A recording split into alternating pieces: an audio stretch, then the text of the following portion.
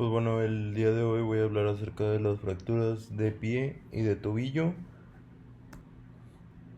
Iniciando pues con las fracturas de tobillo, tenemos que primero vamos a tener una clasificación en base a sus criterios anatómicos. Vamos a tener que pues se van a dividir en tres. Va a haber unas unimalleolares, otras, bueno, por lo general cuando se dice unimalleolar, pues se refiere al malleolo lateral, o pues al medial. También vamos a hablar acerca de las bimalleolares, que estas por lo general lo más frecuente es que sean del malleolo lateral y del medial, y pues las trimalleolares, que pues ya se va a hablar acerca del malleolo posterior. También tenemos pues otra clasificación, que es la clasificación de Lange y Hansen. Esta pues básicamente nos habla acerca del mecanismo que se encargó de producir el tipo de fractura, y pues este es importante porque hablando acerca del mecanismo, podemos saber el mecanismo inverso con el cual es necesario hacer para poder reducir esta fractura.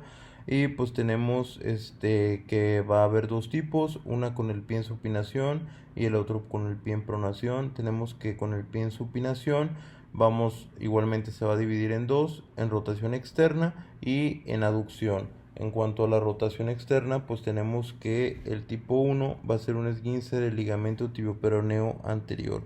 El tipo 2 pues va a ser una fractura oblicua solamente del peroné, y pues el tipo 3 va a ser una del malleolo posterior o del ligamento tibio-peroneo posterior. Esta pues también dice que va a ser similar al tipo 2 con rotura adicional del ligamento tibio-peroneo posterior. Y pues la tipo 4, que va a ser una fractura oblicua corta del extremo distal del peroné, y una fractura del malleolo medial o ruptura del ligamento deltoideo. En cuanto a la aducción, tenemos que el tipo 1 va a ser un esguince del ligamento astrágalo-peroneo o avulsión del extremo del peroné, y el tipo 2 va a ser una fractura vertical del malleolo medial y una fractura transversa del peroné. En cuanto al que es del pie en pronación y rotación externa, tenemos que el tipo 1 va a ser una fractura aislada del malleolo medial. El tipo 2 va a ser una avulsión del tubérculo de Chaput o rotura del ligamento tibioperoneo anterior. Tipo 3 va a ser una lesión del medial asociada a una fractura alta del peroné. Y pues tenemos que el tipo 4 va a ser una del malleolo posterior, y esta va a ser similar a la del tipo 3 con fractura del malleolo posterior o rotura del ligamento tibioperoneo posterior. Y tenemos que en cuanto a la de aducción va a ser una fractura aislada del malleolo medial. Tipo 2 va a ser una avulsión del tubérculo de Chaput o rotura del ligamento tibioperoneo anterior, y el tipo 3 va a ser una fractura transversa o con culminación lateral del peroné con una fractura medial del malleolo tibial.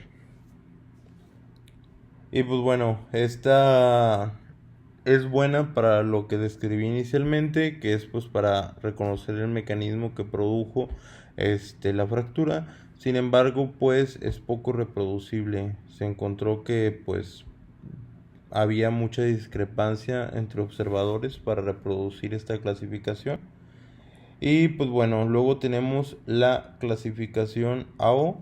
En esta pues tenemos que aquí básicamente pues las va a clasificar en tres grandes tipos, que van a ser las infrasindesmales, las transindesmales y las suprasindesmales. Las infrasindesmales vamos a tener que van a ser 44A, transindesmales 44B y suprasindesmales 44C.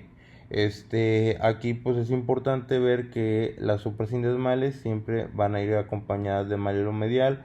En cuanto a las infra y a las transindesmales, estas no siempre van a ir acompañadas de malleolo medial. Podemos ver que las que vienen acompañadas de malleolo medial van a ser las que vienen A2 o B2 o A3 y B3. Y pues podemos ver que ya cuando hablamos acerca del 3, ya anda hablando acerca de un mayor una mayor circunferencia de fractura o un involucro más grande de fractura. Y pues bueno, ahora en cuanto a las fracturas aisladas del malleolo medial, pues estas vamos a ver a grosso modo que pues si es un fragmento grande se puede fijar puramente con dos tornillos, así como se ve aquí en el ejemplo A. En caso de ser un fragmento no muy grande, puede ser fijado con un tornillo y con un clavito o incluso con dos clavitos. Y en caso de ser un fragmento muy pequeño como el tipo C, se puede hacer un tipo cerclaje. ¿Cuándo va a ser quirúrgico el manejo? Como estos que estamos viendo, pues va a ser cuando sea una fractura desplazada. Y pues cuando no sean desplazadas se puede intentar de forma conservadora con un seguimiento estrecho, ya que pues el malleolo medial tiende mucho a desplazarse aunque se realice un manejo conservador. Tenemos que también va a haber fracturas por fatiga del malleolo medial. ¿Qué quiere decir esto? Pues en deportistas o personas de alto rendimiento que sufren carga repetida, pues puede haber una lesión del malleolo medial, la cual inicialmente no sea visible radiográficamente, sino que solamente se manifieste como dolor. Y pues en cuanto a esto, se recomienda pues hacer más estudios, gammagrafía, TAC o resonancia. Y lo que se habla en la literatura es que si estas fracturas por fatiga, es decir, que no tienen un antecedente traumático directo, como tal, pero son visibles en radiografía, se realiza una fijación interna. Y en cambio, si son visibles solamente en la gammagrafía, TAC o resonancia, pues se realiza un manejo conservador. Hablando acerca del malleolo medial, tenemos una clasificación que va a ser la clasificación de Gescovici, en la que si solamente la fractura representa la parte más distal del malleolo, va a ser una tipo A. Y conforme se empieza acercando, ya se va aquí, bueno, cambiando el tipo. Aquí sería un tipo B, esta otra un tipo C, que es ya aproximándose a la axila. Y pues aquí la que sería una línea más vertical o un fragmento que abarque un área más vertical sería una tipo D, que pues aquí podemos ver las ejemplificaciones radiográficas de cómo sería cada uno de esos tipos. En cuanto al tratamiento de una fractura de malleolo medial puramente, pues podemos ver que pues en esta se va a hacer un abordaje medial. Aquí pues hay que tener cuidado con el nervio safeno y la vena safena. Ya una vez llegada a la zona de fractura, pues se limpia el foco de fractura, se realiza una reducción. Aquí vemos que se está haciendo con una pinza de picos. Una vez que ya se hizo la reducción, pues vamos a bueno, hay que optar previamente, pues se tuvo que haber optado por un material. Como había comentado antes, pues si es un fragmento grande se pueden usar dos tornillos. Si es un fragmento no muy grande, un tornillo y un clavito. Si es un fragmento más chico, un clavito. O si es muy pequeño, pues ya podría ser solamente un cerclaje. Aquí pues hablando acerca del procedimiento en dado caso de que se puedan colocar tornillos, aquí pues ya mantenida la reducción se procede a colocar un clavito Kirchner y pues se verifica fluoroscópicamente o radiográficamente la posición de ese clavito, ver que no esté en articulación, ver que esté hacia la dirección correcta y agarrando los fragmentos correctos. Y pues luego se comenta que hay que brocar en esa misma dirección, pero ya sea anterior o posterior a ese clavito que se puso, y pues posteriormente introducir un tornillo. Después, ya que se introduce ese tornillo, hay que retirar este otro clavito que se colocó, se broca ese orificio que quedó del clavito y se introduce otro tornillo. O bien pues se pueden introducir dos tornillos. Se procede pues a cortar, doblar y recortar los clavitos y ya sea impactarlos o dejarlos de forma percutánea. Y pues bueno, ahora en cuanto a las fracturas de malleolo lateral, estas se van a aceptar desplazamientos de 2 a 3 milímetros, es decir que con desplazamientos de 2 a 3 milímetros se pueden tratar de forma conservadora.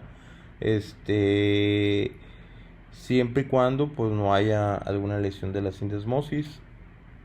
Y pues bueno, en esta también vamos a tener varias opciones de tratamiento. Aquí en el libro se comenta pues tratamiento de fijación con placa. También se habla acerca de una fijación puramente con tornillos interfragmentarios, lo cual pues esto no es muy usado, que sería la parte B y la C, pero se comenta que en trazos oblicuos largos se puede intentar solamente fijar con tornillos, siempre y cuando entre tornillo a tornillo puede existir una separación de 1 centímetro. Y pues tenemos también otra opción que es fijarlo puramente con un tornillo, que esta también es usada, pero pues obviamente las más usadas sería la de la placa, y posteriormente sería usar un tipo cerclaje cuando sean unas fracturas infrasindesmales. Y posteriormente pues sería como el inciso D, que en frecuencia de uso. Tenemos que pues para la clasificación de fracturas de maleo lateral es la de Danis-Weber. Tenemos que la tipo A va a ser producida por una rotación interna y aducción.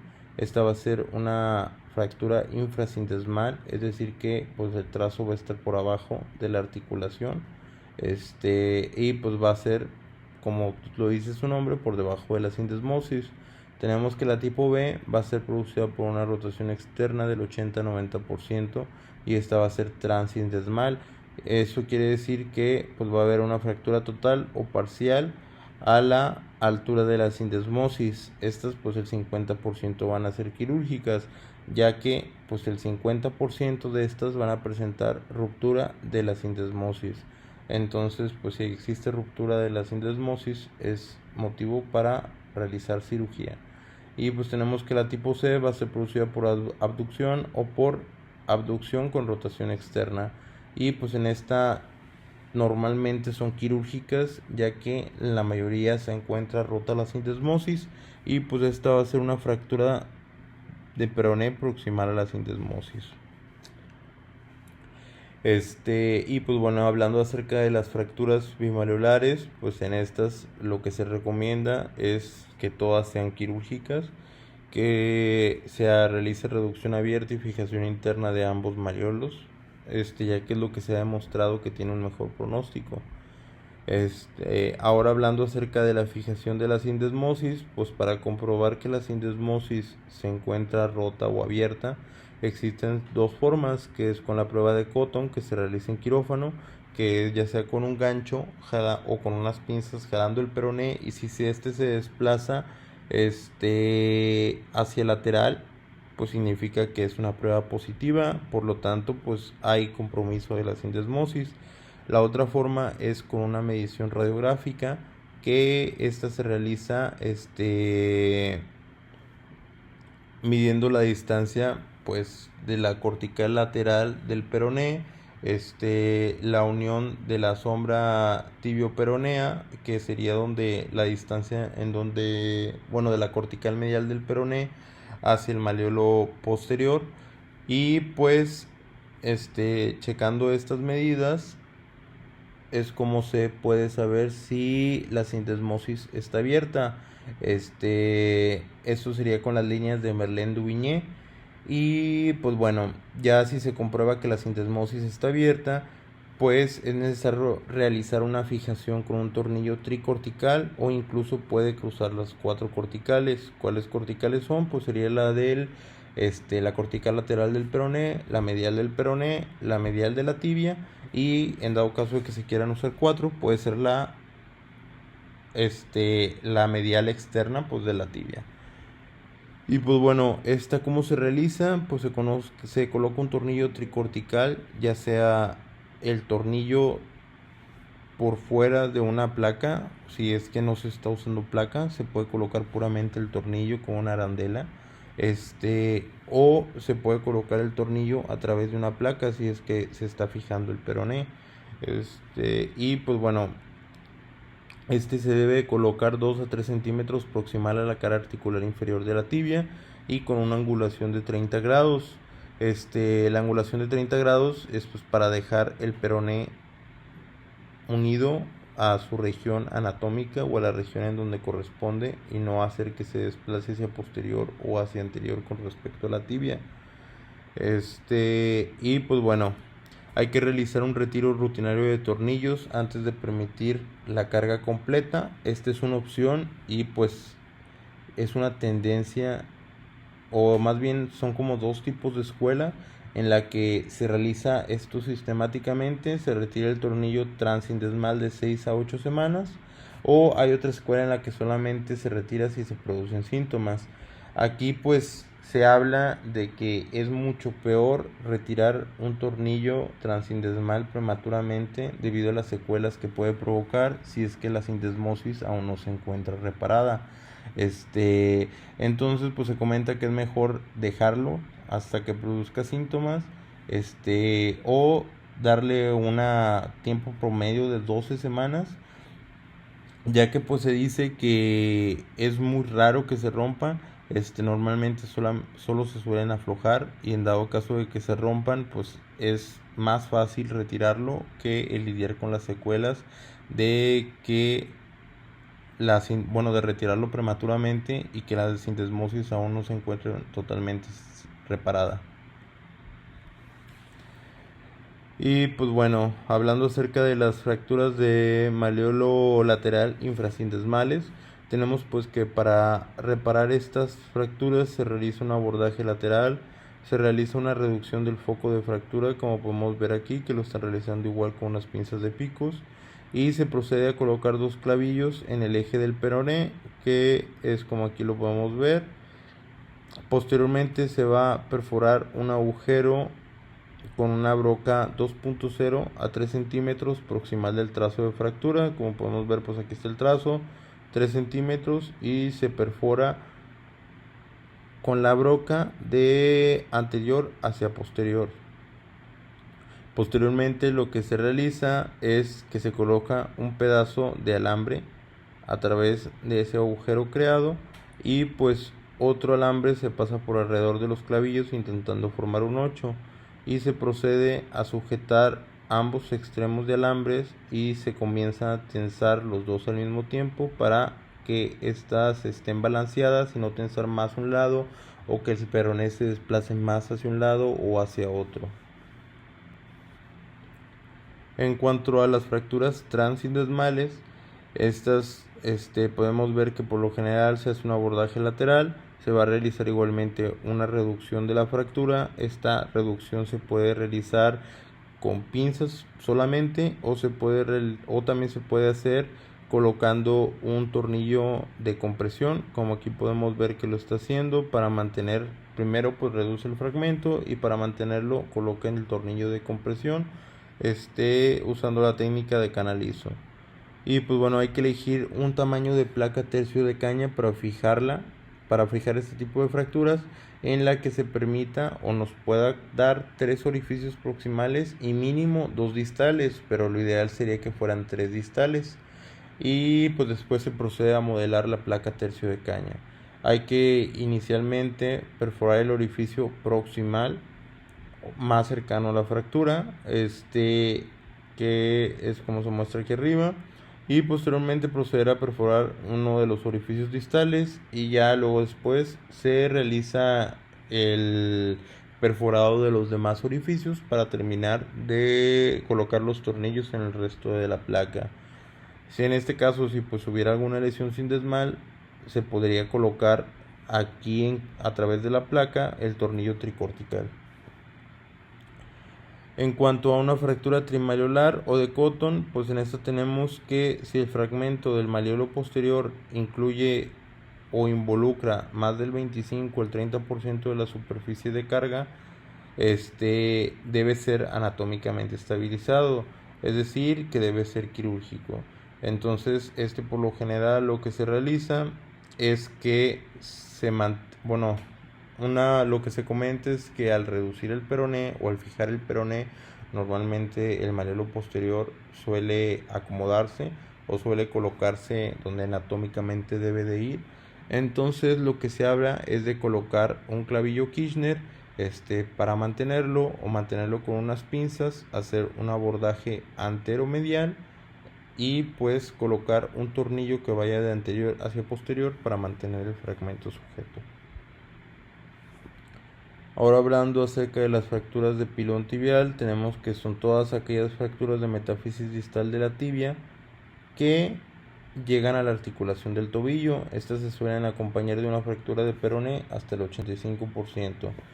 Va a haber dos clasificaciones, la de Ruedi, en la cual el tipo 1 va a ser una fractura por separación sin desplazarse, tipo 2 una fractura por separación con desplazamiento, o una tipo 3 que es una fractura con culminación metafisial y articular.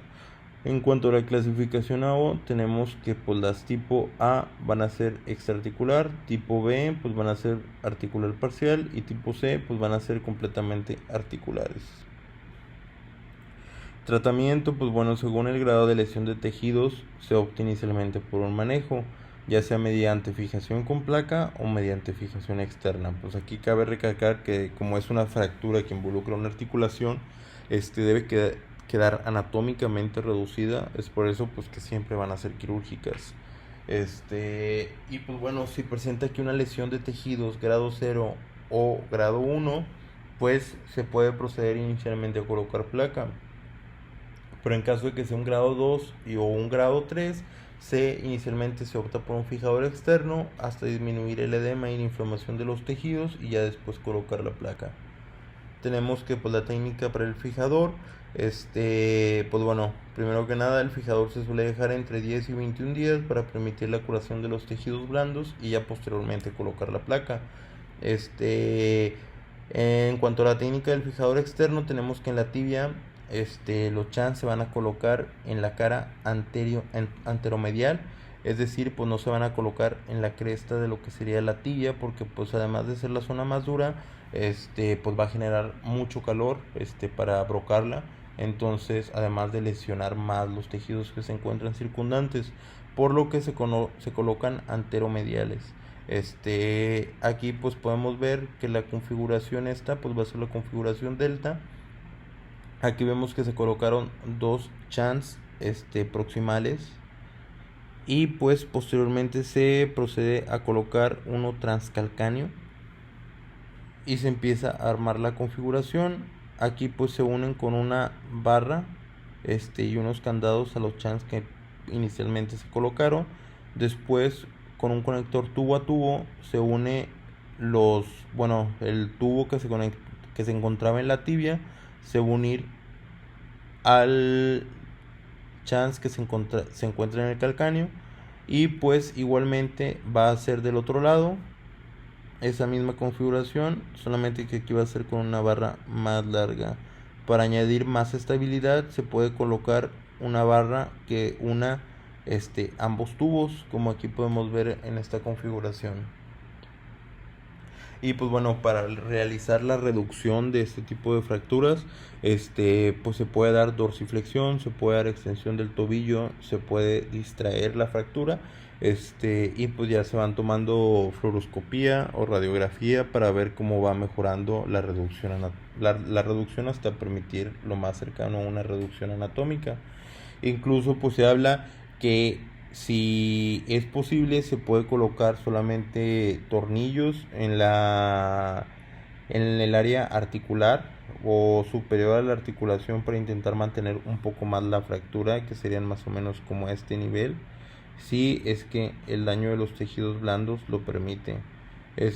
Pero por lo general lo que se realiza es simplemente el fijador, esperar unos días y ya posteriormente buscar colocar una placa.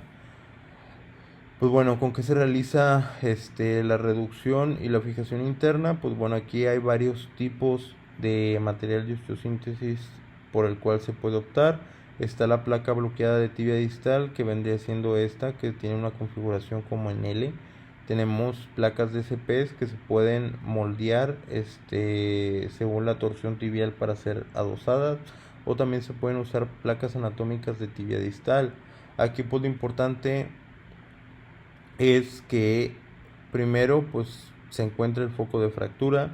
Se puede optar por realizar una reducción de la superficie articular, ya sea con tornillos, con clavitos o meramente con puras pinzas.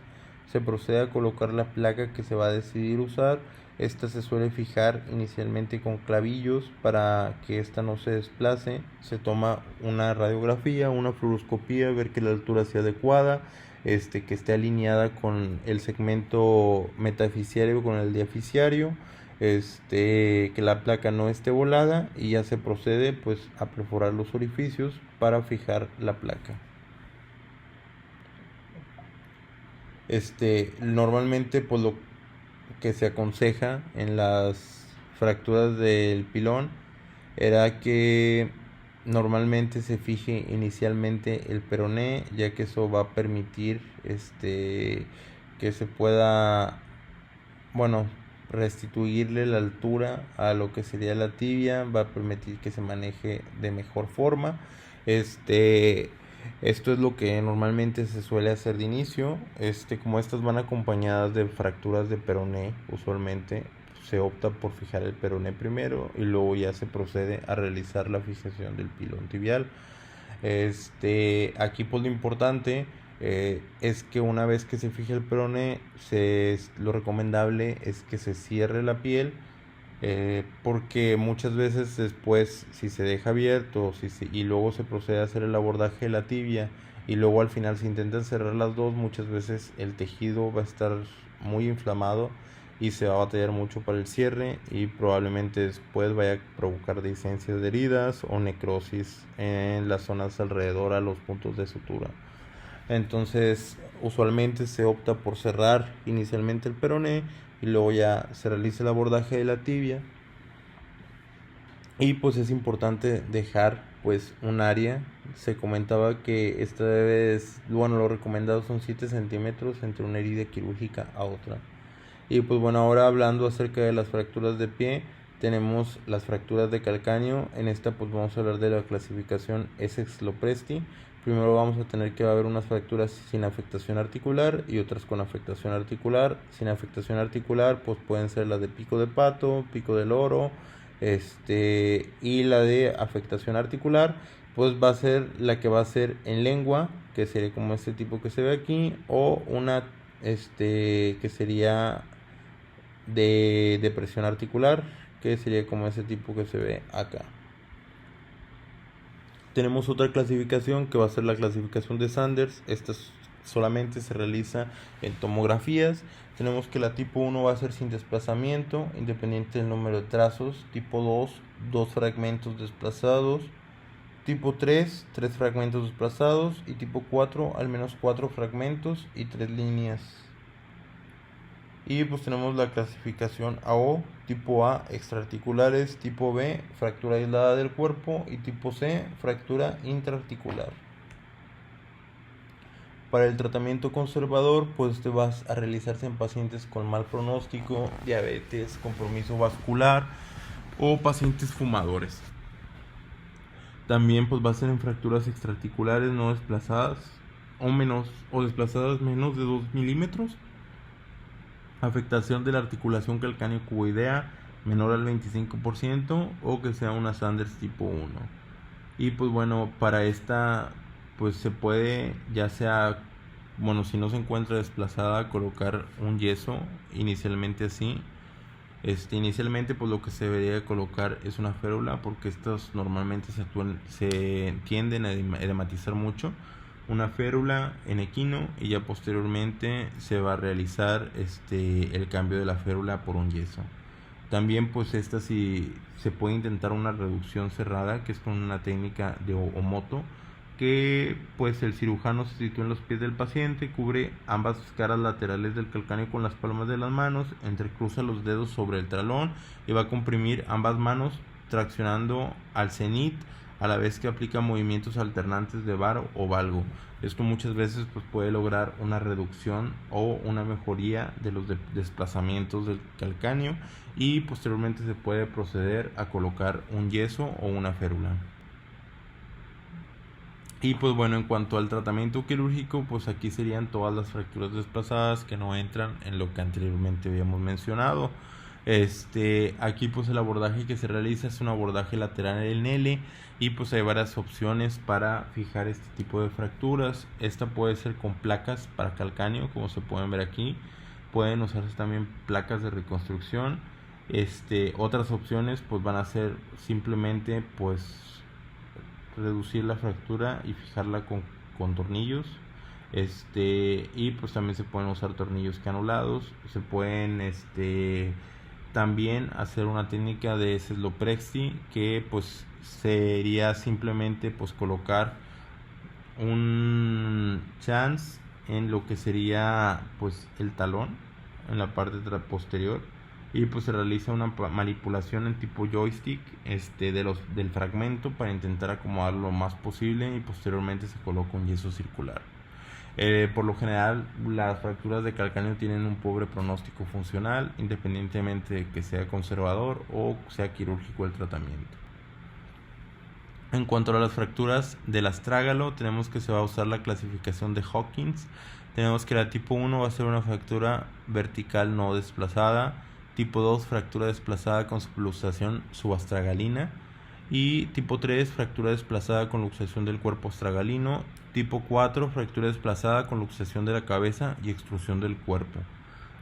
Tenemos que pues la tipo 1 puede tratarse de forma conservadora o mediante fijación in situ.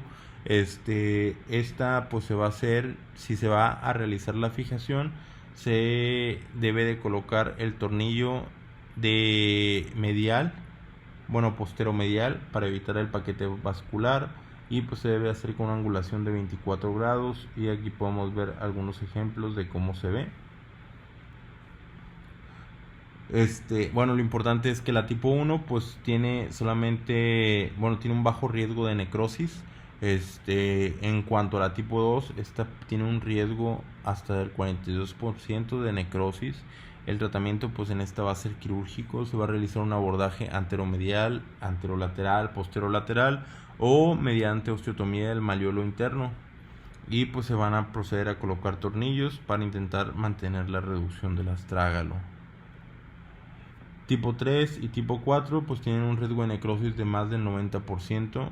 El 50% de las tipo 3 pues van a ser expuestas, y pues aquí el tratamiento es la reducción abierta más la artrodesis, para evitar que esté subluxada la articulación. Normalmente pues estas van a terminar en una artrodesis posterior, o incluso se puede hacer la artrodesis en ese momento.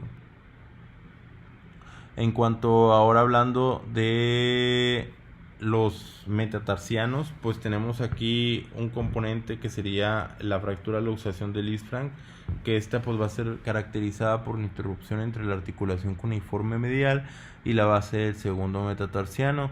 Aquí en la mayoría de los casos se va a optar por un tratamiento quirúrgico, el cual consiste en la reducción abierta más la fijación. Aquí pues podemos ver que la interrupción pues sería en la articulación cuneiforme medial y pues la base del segundo metatarsiano. Y pues aquí podemos ver un signo radiográfico que se encuentra este espacio, que se le dice el signo de Mota, que pues va a ser la ampliación del intervalo entre el primero y el segundo rayo.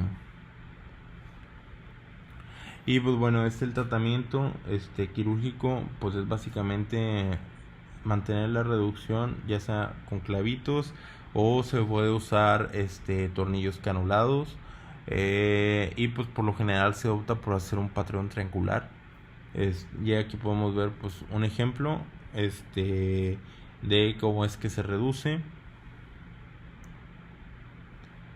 En cuanto a la fractura de los metatarsos, pues tenemos que la indicación para tratamiento quirúrgico sería en el primer metatarsiano, que es el único, no va a tolerar deformidades ni angulaciones, entonces pues todos serían quirúrgicos, si es que presentan alguna de estas. En pues se puede ya sea colocar clavitos o se puede colocar placa. En los metatarsos centrales, estos toleran 4 milímetros de separación y 10 grados de angulación. En el quinto metatarsiano, pues la separación, si la fractura es en su base, pues puede tener una separación menor de 5 milímetros. Si es más de esto, pues se vuelve quirúrgica. Y pues como había dicho, pues el material que se suele usar en este tipo de fracturas pues van a ser clavillos Kirchner, centromedulares, o pues también se puede optar por placas, mini placas. Y en cuanto a las fracturas de falange, estas van a ser por traumatismo directo. Se suele realizar una reducción cerrada si es que estas se encuentran desplazadas, y pues el tratamiento va a ser con se va a utilizar sindactilia con esparadrapo al dedo adyacente, que es aquí como podemos ver en la foto, y se puede usar una un zapato volado, para que el paciente pues pueda deambular. Y esto sería todo. Gracias.